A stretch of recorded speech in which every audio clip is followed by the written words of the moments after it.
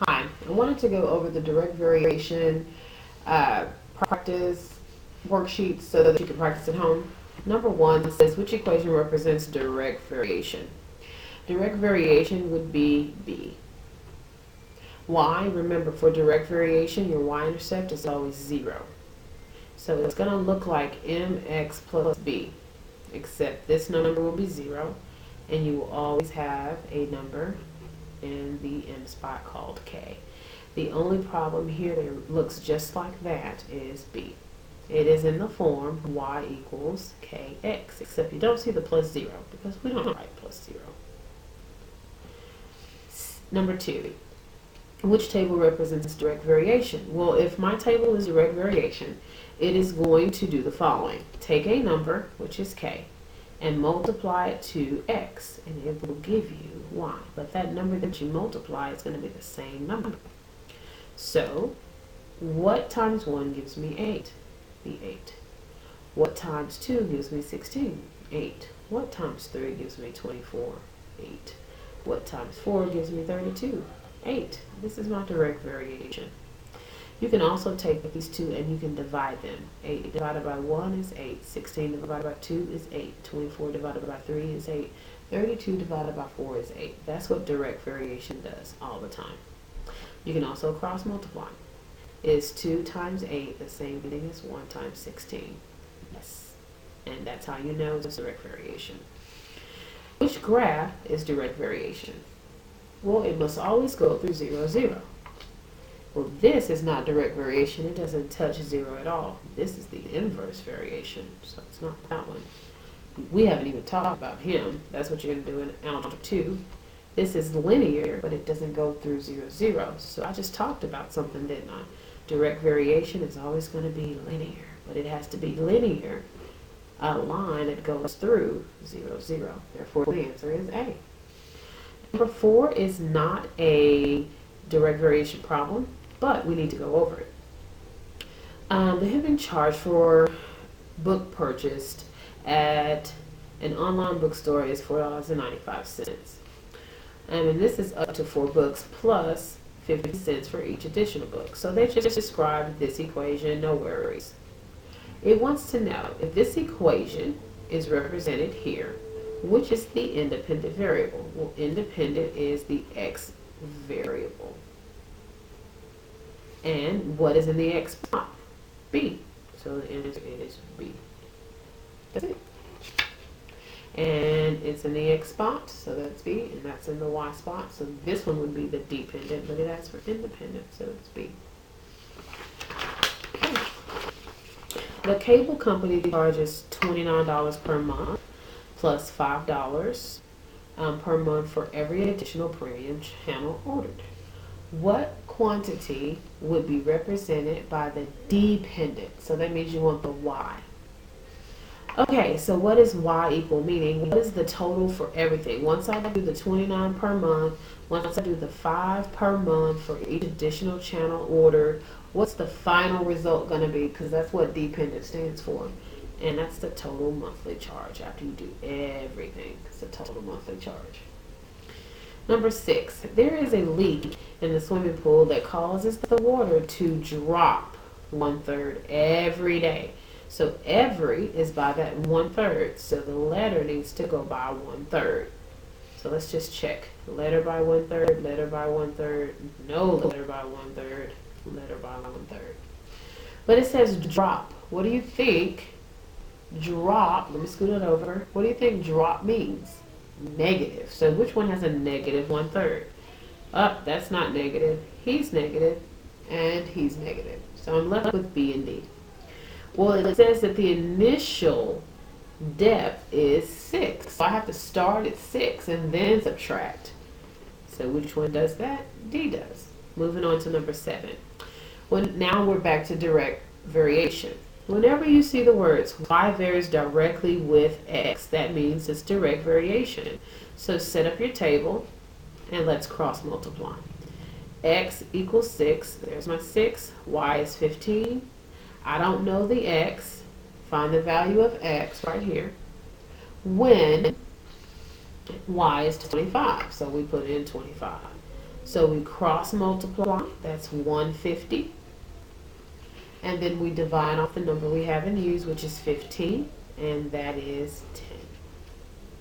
Number 8, in the equation, x and y vary directly. This is direct variation.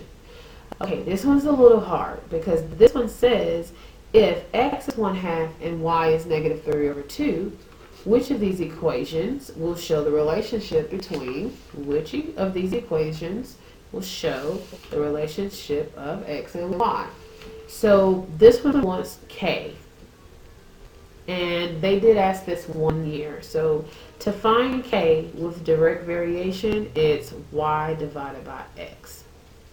And I know you're not going to like that, but that's what you have to do to get this question right. So the y value is -3/2, and then divide off the x value. You can use the calculator to do that, or you can do it by hand.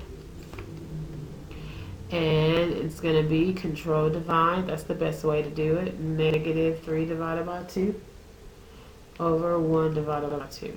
And the answer is -3. So which one has -3 in the k spot? The answer would be A. On number 9, which of the following situations is not linear?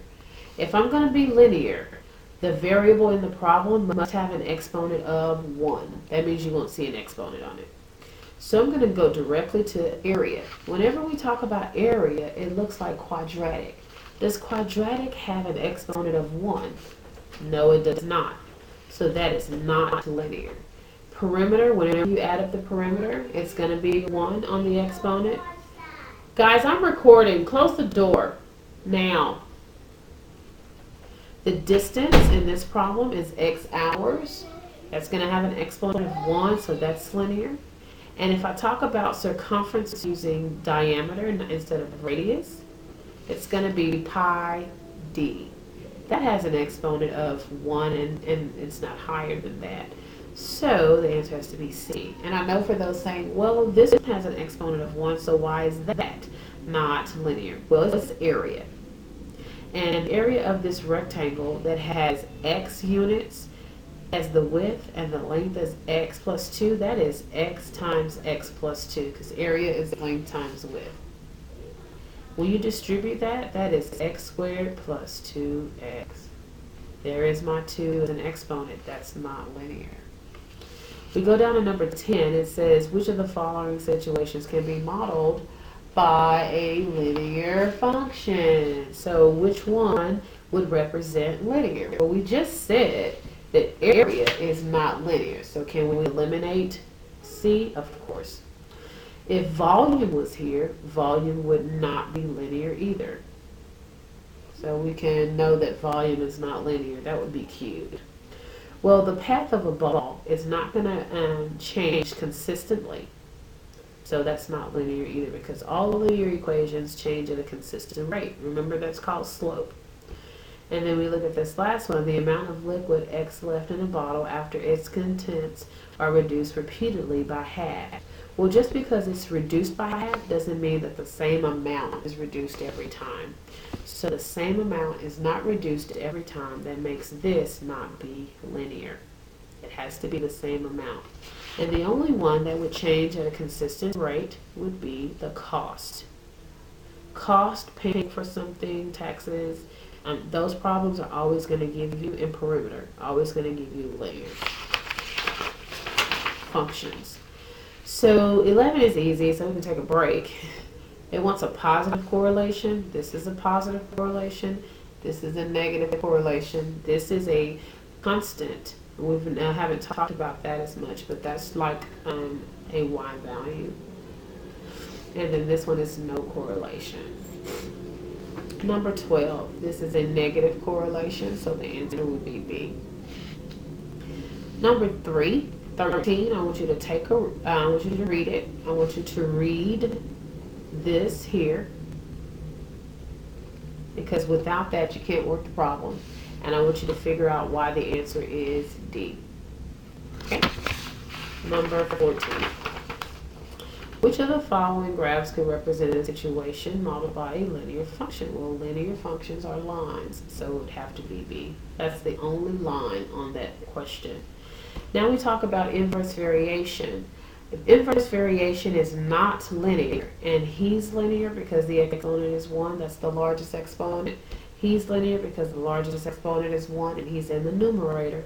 And he's linear because the largest exponent is 1, and he's also in the numerator, because it's not in fraction form. Whenever the variable is at the bottom, that's inverse variation. And it looks like k over x. That is the formula. Now this says that x varies inversely with y, so we're talking about inverse variation. And to do this, we set it up, and 3 goes in the x spot, and y goes in the y spot, but it wants the value of k. So to get k, you multiply 3 and 12. You don't divide when it's inverse, you multiply. So 3 times 12 is 36, so k is 36. This also says that x varies inversely with y, and it says that x is negative 30 and y is 5. So negative 30 in the x, 5 in the y. And then what is the value of y when I have x is 6? So to do inverse variation, you don't cross multiply. You multiply straight across. And you get negative 150, and then divide off the number you haven't used, which is 6. And that gives us negative 25. Okay, moving on to number 18, the table. Which table is inverse variation? Well, inverse variation, you multiply them straight across, you'll get the same number for k. 1 times 24, 24. 2 times 12, 24. 3 times 8, 24. 4 times 6, 24. This is inverse variation. That's the only table that it works for, and that's how you know it's inverse, because you're multiplying straight across. Which graph is inverse? Well, we know these are linear functions, so A and B cannot be inverse because inverse is not linear. Inverse is rational. Number 20, which expression represents this and is equivalent to it? So this is going to take a little time because it's been a while.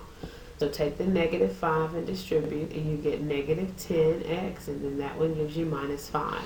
So that's what you get right here. And then you simplify, combine the terms that are alike.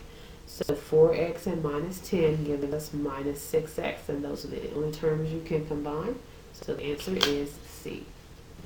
On number 21, which expression is equivalent to 7x squared minus 8x plus 1? You're going to distribute the negative here, here, and here. So negative 5x plus 6 because he's negative, and then minus 4. Combine your 7 and your minus 5, that gives you 2x squared. Combine your negative 8 and your positive 6, that gives you negative 2x. And then there is a positive 1 right here and a negative 4 that gives you minus 3. The answer is B. Last but not least, I think we have one more after this, sorry. A cell phone company charges $17.99 per month, so that's $17.99 per month. Plus $3 per minute. So I probably should weight it, because I put per month and per minute. I don't bet you I need both of those. Something's wrong. Let's finish reading. That's another thing, guys. Try to read the question totally before you start marking stuff. The table below shows the total monthly charge. Oh, I don't need that one. And it says the monthly charge needs to be represented by C. So this whole thing is going to talk about the monthly charge, so I don't need to put the month in there. But it does tell me to use the minutes, so I need that one. Now that I know that, what is the total monthly charge for 625 minutes? So guess what we're going to do? Put 625 minutes in the M spot. And when you do that, put it in the calculator. The answer you get is 3674B. On number 23, I need the domain. The domain is going to be the x values, and it starts here and it ends here. So from 0 to 10, the answer is C. So change that 10x because that should have been an x. And that concludes this video. Thank you for watching.